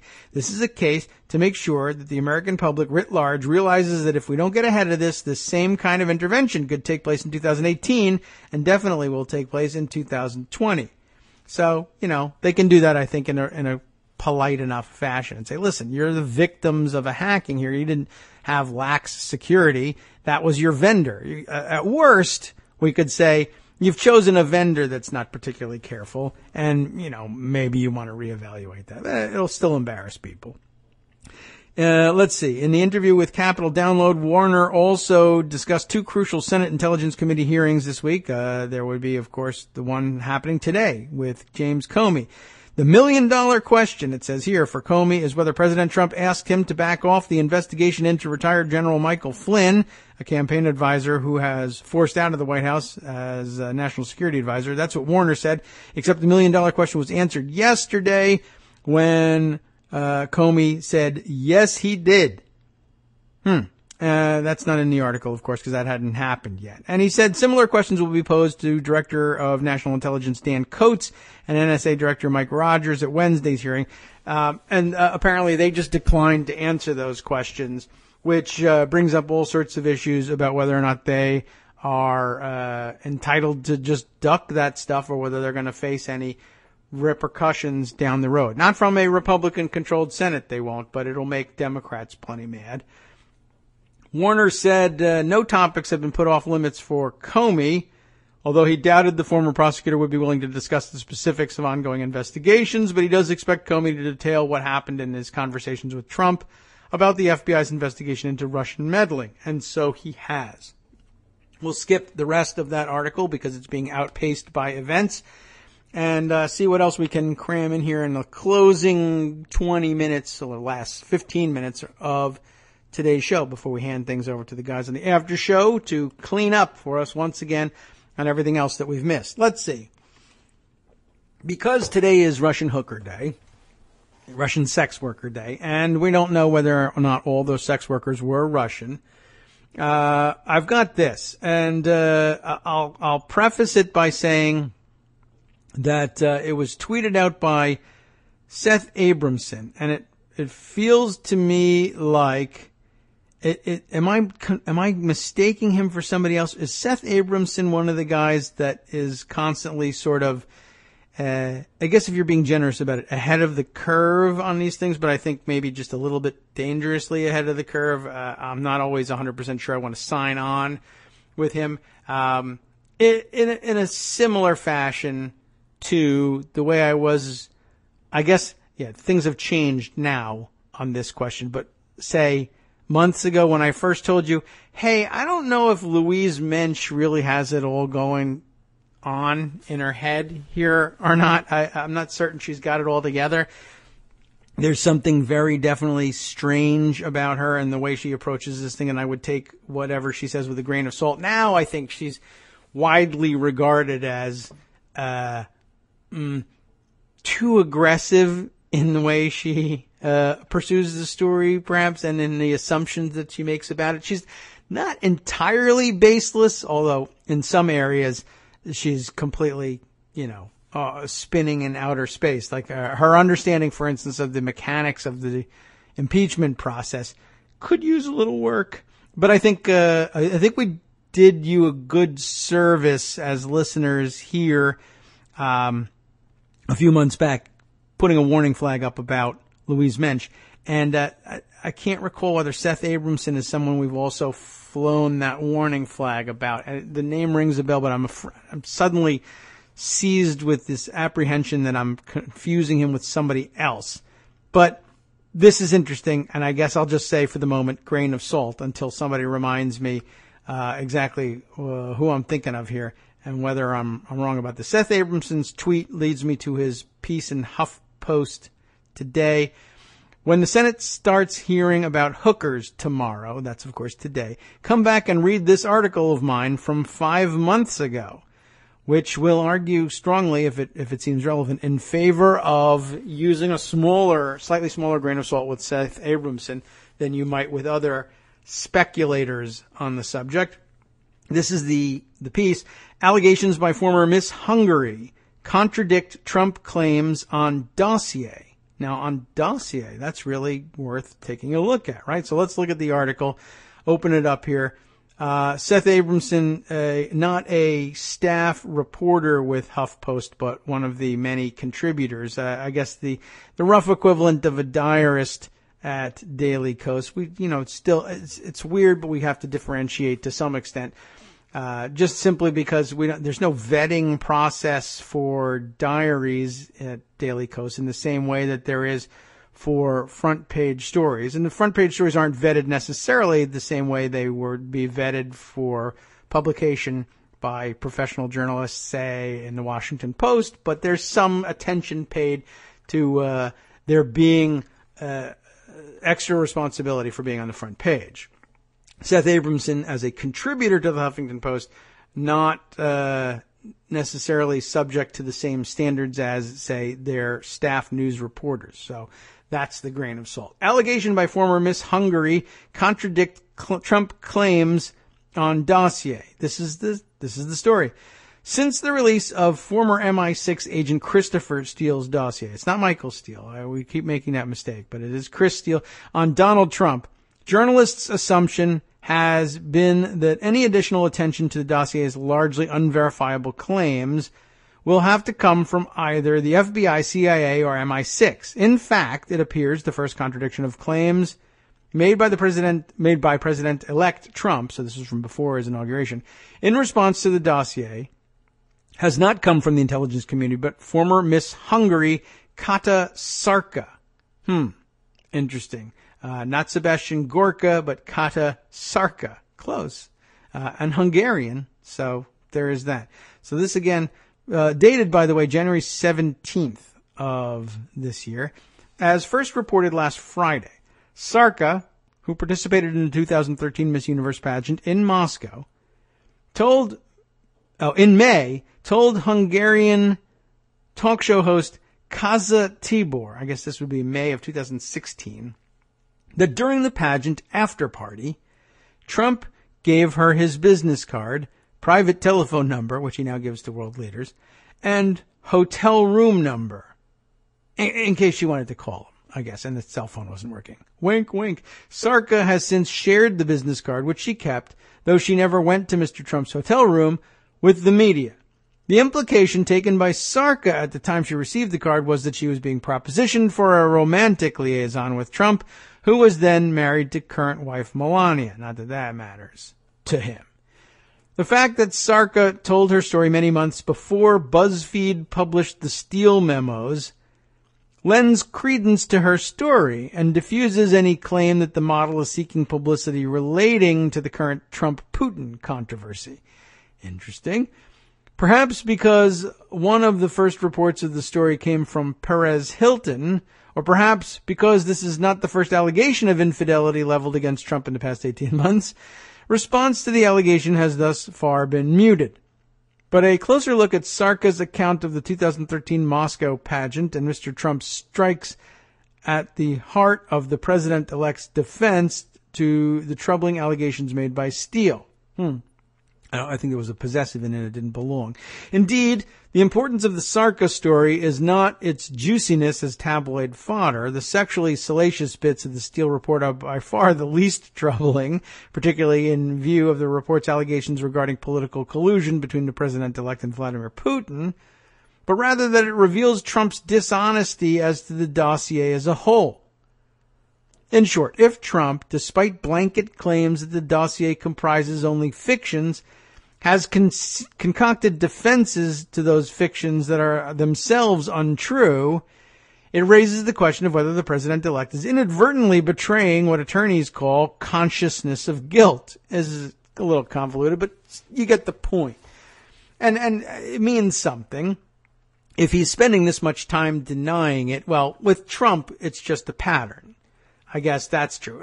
Or in the ordinary course of things, it's not conclusive for anybody else. And it's not conclusive for Trump either. And it wouldn't hold up in a court of law necessarily, but it certainly fits his pattern.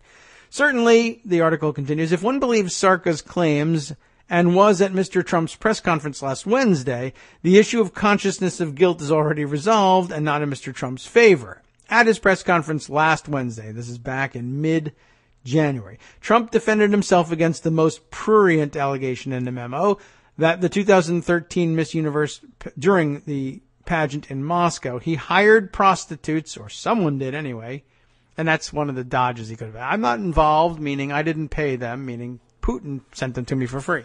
That he hired prostitutes to urinate on his bed at the Ritz-Carlton in Moscow, a bed previously used by President Obama and Michelle Obama, by saying he would never have committed an indiscretion in Moscow out of fear of being videotaped doing so.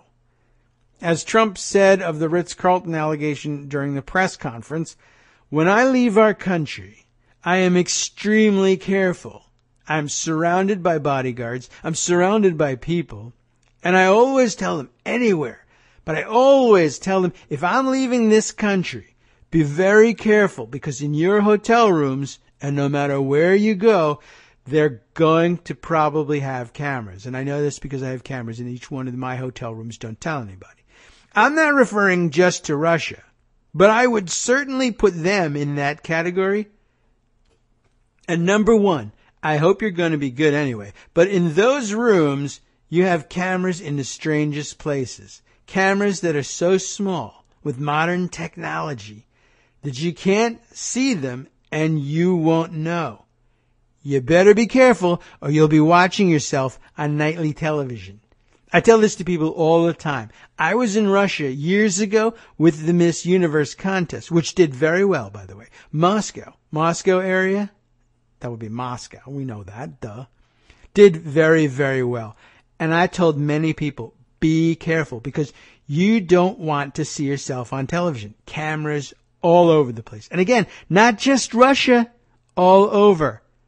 Does anyone really believe that story? Well, according to Sarka, no precautions were suggested or taken by Trump in asking that a Miss Universe contestant come alone to his hotel room after hours, despite the fact that Trump was married at the time and, by his own admission, believed his hotel room at the Ritz-Carlton had likely been bugged by Russian intelligence.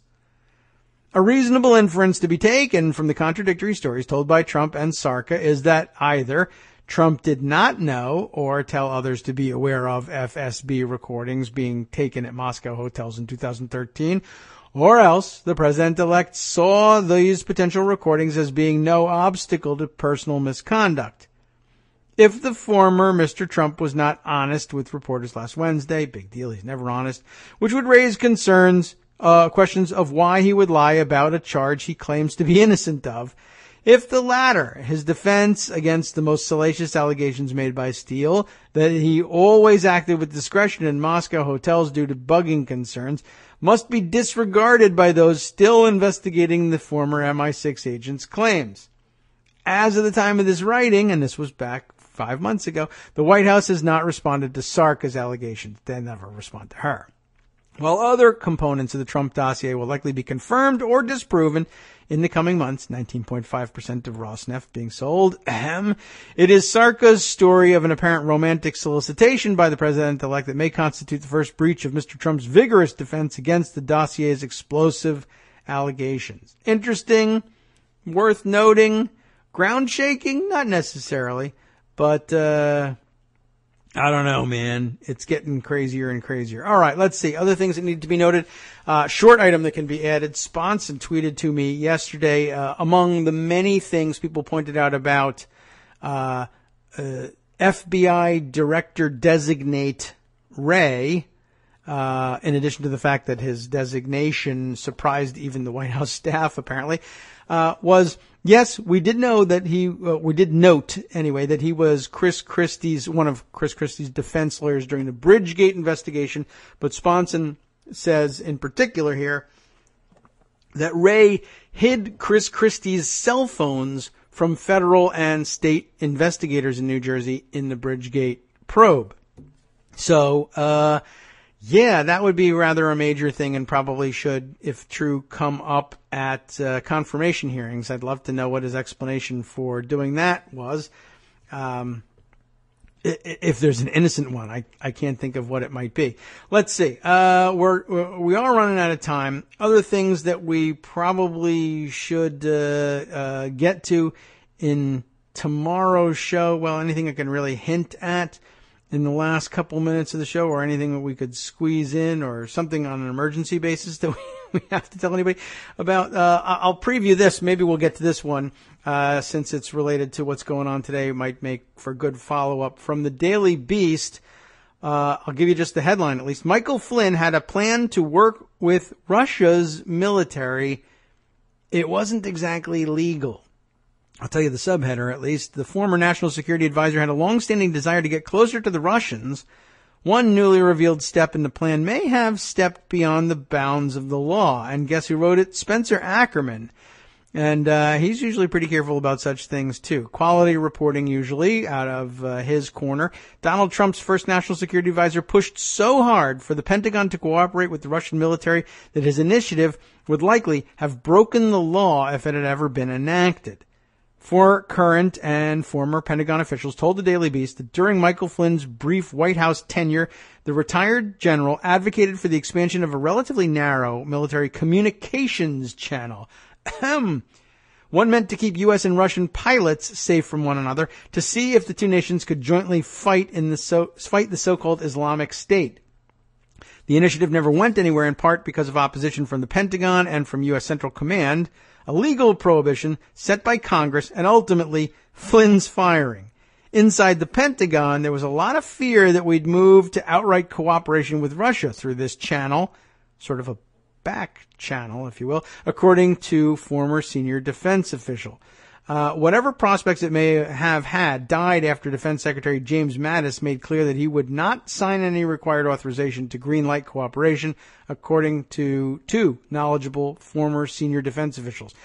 Very weird. Not going to be able to delve any further into it, but it does note in the next paragraph or so, it wasn't the only such idea, I guess. Jared Kushner, ding ding, Trump's son-in-law and senior advisor, reportedly sought in early December to route around U.S. intelligence through a back channel to the Kremlin. Everybody, well, when I say everybody, I mean two of the main suspects in all of the latest moves, Jared Kushner and Mike Flynn, both seeking ways to establish communications with the Russians that would have violated American law, and more specifically, I guess I should say, all sorts of counterintelligence protocols.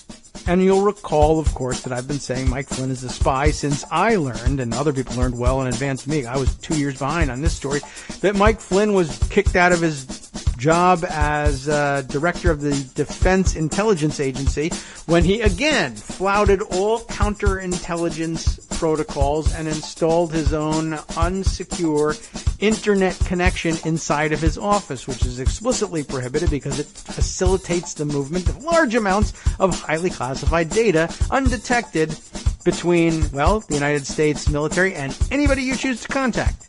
Very weird. Mike Flynn's a spy, and this only confirms it. What about the rest of the day? If you're not watching the Comey hearings, or if you are and you'd like to tune in anyway just for some company, what's coming up next on the after show? We'll try and cram in as much as possible. Trump policies have turned some women in Utah into political activists. That's good. The Republican governor of Missouri targets abortion sanctuary cities in his state. That doesn't sound so good. And a little bit more. Hang on just a minute. From Daily Kos Radio on networksradio.com. You have been listening to the Kagro in the Morning Show with David Waldman. Here's a good one that I didn't get in here. The neo-Nazi website Daily Stormer raises more than $150,000 after being sued by the Southern Poverty Law Center. Chuck Johnson, the rage Furby, involved in that one, for launching a harassment campaign against a Jewish woman in Montana. What about the last half? A report that's sending a murderer to do a diplomat's job in Iran. Trump doesn't, oh, you know what? Trump doesn't want to know who's being killed. Boy, I've run over here. I'm going to hand things over to the after show. How unprofessional of me. Take it away, guys.